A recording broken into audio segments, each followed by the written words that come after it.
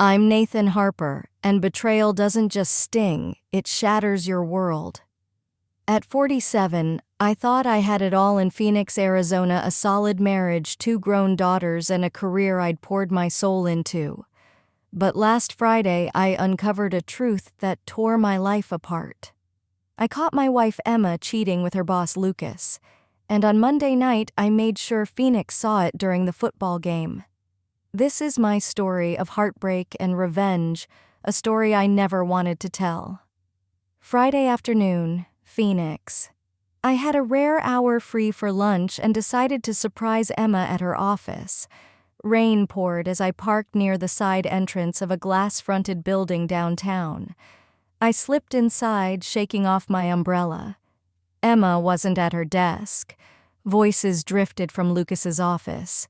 I edged closer, my curiosity piqued. Then I heard it. Lucas's voice, smooth and eager asterisk. "Can't wait for Monday night, babe. Nathan's at the station for the game. We'll have all the time to be together. It's been too long since I've had you close. Got the room booked at the Desert Star Inn."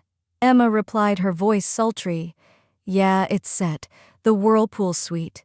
You know what I like." My heart stopped. The air grew heavy, my stomach churning. I heard rustling clothes and a soft moan, Emma's moan. It hit me like a sledgehammer.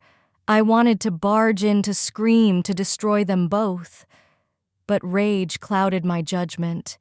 If I stayed, I'd do something I'd regret. I stumbled out unseen through the rain-soaked side door, my world collapsing.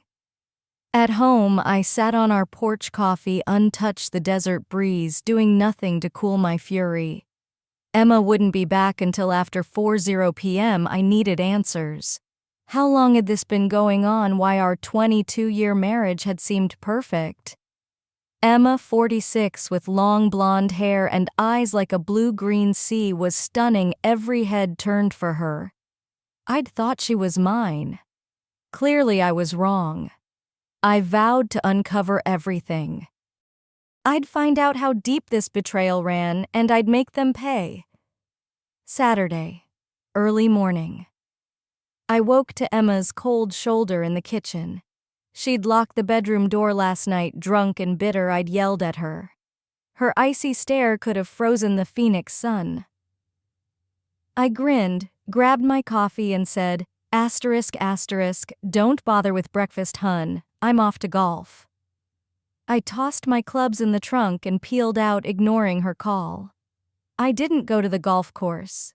Instead, I drove to her office empty on a Saturday morning. Using her spare key, I slipped inside. My mission plant, tiny cameras and mics in Emma's and Lucas's offices. I hid the transmitter behind dusty books in a hallway cabinet, wiring the receiver to my car's system.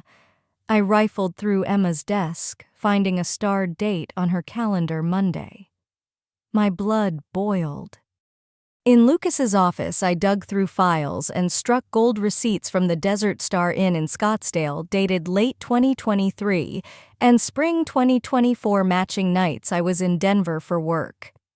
Lucas had billed them as conference rooms. The audacity fueled my rage. I copied the receipts and left covering my tracks. At a golf club bar, I sipped Sprite, ensuring friends saw me for an alibi. The receipts confirmed Emma's affair had lasted at least a year, maybe longer. She'd left a good job at Brighton Corp to work for Lucas, claiming it was closer to home. Now I saw the truth. She wanted Lucas's benefits. I felt like a fool. Monday morning, Phoenix. I left home without facing Emma. Her tearful voicemail begged to talk Nathan. "I'm sorry, I love you. Let's fix this tonight." I ignored it. My heart hardened. At the Desert Star Inn, I met Tyler, a young clerk. I was blunt. "My wife's cheating with her boss here tonight. I need to catch them. Help me and I'll get you 4 Cardinals tickets." He hesitated but handed me the Whirlpool Suite key. Inside, I planted cameras and mics, including one on the phone for 2-way audio. I tested the feed's clear visuals of the bed and hot tub. The footage would be damning. I returned the key, gave Tyler the tickets, and left. Next, I hit the bank, withdrawing half our checking and savings. I canceled our joint credit card and met my broker to split our investments evenly. At my lawyer's office, I filed for a no-fault divorce with a clause if Emma didn't sign by 5:00 p.m. today, I'd refile citing adultery. Everything was set. Monday night, broadcast station. At 8:00 p.m., I switched the system to auto-broadcast as Monday Night Football kicked off. I patched into the Desert Star feeds. At 8:15, Lucas entered the suite calling Emma babe. "I'm here. Hurry up," she replied. "Be there soon, love." My heart sank, but I steeled myself. When Emma arrived, their words sickened me. "Oh, Lucas, thinking of you gets me so wet," she purred. "Come here, babe. I'll make you lose control tonight," he growled. Their raw desire moans his arrogance. It was too much. "When I'm done, you'll forget Nathan forever," Lucas sneered. Emma's gasps were her only reply. I couldn't watch anymore. At halftime, I flipped to live assist and broadcast their affair to Phoenix.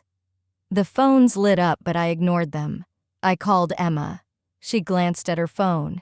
"It's Nathan. I'm not answering. Take me now." I redialed. She picked up venomous. "What do you want, jerk?" "Where are you, Emma, shopping?" I asked calm. "Yeah, spending a ton." "What's it to you?" she snapped. "Thanks for being such a great wife," I said, my voice dripping sarcasm. "Turn on the football game. Enjoy the halftime show." On the live feed, she grabbed the remote, flipping to the channel. Her scream pierced the air. "Oh God, no." The delayed broadcast showed her and Lucas exposed to the city. She scrambled into clothes, fleeing. Lucas cursed, vowing to kill me. I shut off the feed, reset the system to auto, and grabbed my things. This was likely my last night at the station. Later that night, Frankie's Bar, Scottsdale. I nursed a whiskey at Frankie's, a local sports bar, as the Saints crushed the Cardinals 23-3. The bar buzzed with talk of my halftime stunt. I stayed quiet, letting the chaos unfold. After the game, I left my car and took a cab to our Tempe home. Emma sat in the dark living room, eyes swollen from crying. "How could you do this to me, Nathan?" she sobbed. "After all our years together, no, Emma. How could you do this to me?" I replied cold. "We'll talk tomorrow." I walked to the guest room, leaving her broken. Tuesday morning, Tempe, hungover. I found Emma still on the couch, hollow-eyed. The phone rang, non-stop family friends, my ex-boss, our daughters Sophie and Lily. They were furious, but I felt no remorse. Lucas's wife called asking for the tape. I promised her a copy. I handed Emma the divorce and investment papers. "Sign by 5:00 p.m. or I file for adultery. You'll lose everything. The city knows you're a liar." She begged, "I love you, Nathan. Can't we fix this? Love doesn't matter anymore. You chose Lucas. Get a lawyer." That afternoon, she signed. I moved out, leaving her the house until it sold. At my lawyer's, we filed the divorce. He warned of FCC fines and a likely end to my broadcast career. Days later, I faced a year's salary in penalties and a 2-year industry ban. My savings were gone, but a colleague offered me a restricted role. Months later, Phoenix. Lucas lost his job and faced a brutal divorce. I confronted him once at Frankie's, pinning him down after he swung at me. "Stay away or I'll use your death threat tape," I warned. He backed off. I've dated, but haven't found love. My values hold firm: no intimacy outside marriage. I see Emma at family events like Lily's graduation or Sophie's son's baptism. She's a shell of herself, drowning in regret. I'm civil but distant. Her betrayal cost her everything: our marriage, her reputation. Phoenix knows her as the woman from the halftime show. She's flooded with sleazy offers, but she's alone. She did this to herself. I loved her with all I had, but she threw it away for Lucas. Now I'm rebuilding, searching for a woman who'll cherish me as I will her. Time's on my side, but the scars remain.